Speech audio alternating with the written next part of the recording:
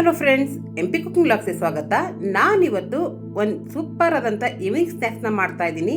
ಇದನ್ನ ಮಕ್ಕಳಿಗೆ ಮಾಡ್ಕೊಡಿ, ಮಕ್ಕಳಂತೂ ಬಿಡದೆ ಖಾಲಿ ಮಾಡ್ತಾರೆ. ತುಂಬಾ ಚೆನ್ನಾಗಿರುತ್ತೆ. ಈ ರೀತಿ ನಾನು ಆಲೂಗೆಡ್ಡೆನ ತಗೊಂಡು ಈ ರೀತಿ ಉದ್ದುದು ಕಟ್ ಮಾಡಿಕೊಂಡು ಕ್ಲೀನಾಗಿ ಒಂದ್ಸಲ ತೊಳೆದು ಕುಕ್ಕರ್ಗೆ ಹಾಕೋತಾ ಇದ್ದೀನಿ. ಯಾಕಂದರೆ ಇದು ಕುಕ್ಕರಲ್ಲಿ ಒಂದು 2 ವಿಷಲ್ ಹೊಡಿಸ್ಕೊತೀನಿ. ಅದಕ್ಕೋಸ್ಕರ ನೀವೇ ನೋಡ್ತಿರ್ಬೋದು, ಒಂದು 2 ವಿಷಲ್ ಹೊಡಿಸ್ಕೊಂಡಿದ್ದೆ. ಆಲೂಗೆಡ್ಡೆನೂ ಕೂಡ ತುಂಬ ಚೆನ್ನಾಗಿ ಬೆಂದಿದೆ.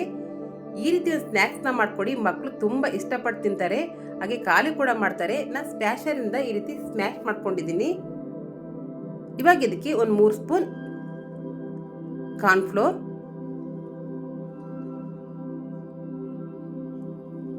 ಅರ್ಧ ಸ್ಪೂನ್ ಗರಂ ಮಸಾಲ,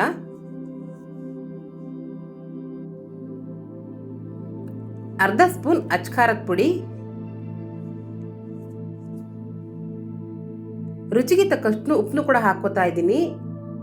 ಇದಕ್ಕೆ ಯಾವುದೇ ರೀತಿ ಜಾಸ್ತಿ ಇಂಗ್ರೀಡಿಯೆಂಟ್ಸ್ ಬೇಕಾಗಲ್ಲ.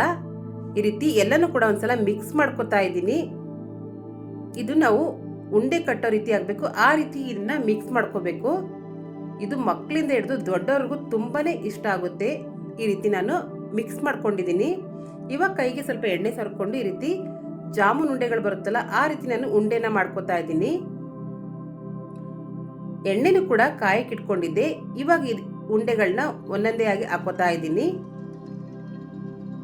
ಇದು ಸೈಡ್ ಡಿಶ್ ಕೂಡ ತುಂಬಾನೇ ಚೆನ್ನಾಗಿರುತ್ತೆ. ಈ ಸುರಿತಿಳಂತ ಜಿಟಿ ಜಿಟಿ ಮಳೆಗೆ ತುಂಬಾನೇ ಇಷ್ಟವಾಗುವಂತಹ ರೆಸಿಪಿ ಅಂತಾನೆ ಹೇಳ್ಬೋದು. ಈ ರೀತಿ ಎಲ್ಲ ಉಂಡೆನೂ ಕೂಡ ಹಾಕೋತಾ ಇದ್ದೀನಿ. ಈ ರೀತಿ ಹಾಕಿದ ತಕ್ಷಣ ಒಂದೇ ಸಲ ತಿರ್ಸ್ಕೋಬೇಡಿ, ಯಾಕಂದ್ರೆ ಇದು ಸ್ವಲ್ಪ ಮೆತ್ತಗಾಗ್ಬಿಡುತ್ತೆ. ಅದಕ್ಕೋಸ್ಕರ ಹಾಕಿದ ಒಂದು 5 ನಿಮಿಷ ಆದಮೇಲೆ ಈ ರೀತಿ ತಿರ್ಸ್ಕೊಳ್ಳಿ. ತುಂಬ ಕ್ರಿಸ್ಪಿಯಾಗಿ ಬಂದಿರುತ್ತೆ, ಹಾಗೆ ತಿನ್ನ ಕೂಡ ತುಂಬಾನೇ ಸೂಪರ್ ಆಗಿರುತ್ತೆ. ಫ್ರೆಂಡ್ಸ್, ನೀವು ಮಾಡಿ ನೋಡಿ, ನನಗೆ ಕಮೆಂಟ್ಸ್ ಹಾಕಿ. ತುಂಬಾನೇ ಚೆನ್ನಾಗಿರುತ್ತೆ. ಈ ರೀತಿ ಕಲರ್ ಬರಬೇಕು. ಇನ್ನೂ ಸ್ವಲ್ಪ ಬೇಯಲಿ ಅಂತ ನಾನು ಸ್ವಲ್ಪ ಜಾಸ್ತಿ ಬೇಯಿಸ್ಕೊತಾ ಇದ್ದೀನಿ. ಈ ರೀತಿ ಕಲರ್ ಬಂದಮೇಲೆ ನಾನು ಇದು ನನ್ನ ಪಾತ್ರೆಗೆ ಹಾಕೋತಾ ಇದ್ದೀನಿ.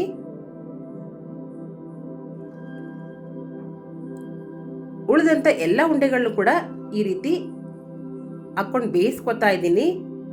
ಇದು ಬಿಸಿ ಬಿಸಿ ಇದ್ದಾಗ ಇದನ್ನ ಕೆಚಪ್ ಜೊತೆ ತಿನ್ನಕ್ಕೆ ತುಂಬಾನೇ ಸೂಪರ್ ಆಗಿರುತ್ತೆ. ನೋಡಿ, ಈ ರೀತಿ ಕಲರ್ ಬಂದಾಗ ನಾನು ಪಾತ್ರೆಗೆ ಹಾಕೋತಾ ಇದ್ದೀನಿ.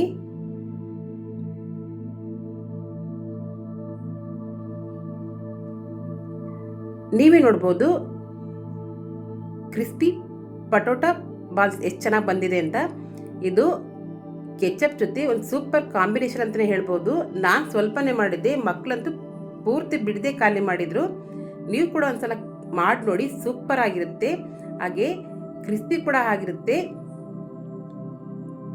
ಇದು ಕೆಚಪ್ ಜೊತೆ ಒಂದು ಒಳ್ಳೆ ಕಾಂಬಿನೇಷನ್ ಅಂತಲೇ ಹೇಳ್ಬೋದು. ಇದನ್ನ ಮುರಿದು ಕೂಡ ತೋರಿಸ್ತಾ ಇದ್ದೀನಿ ಎಷ್ಟು ಕ್ರಿಸ್ಪಿ ಆಗಿದೆ ಅಂತ.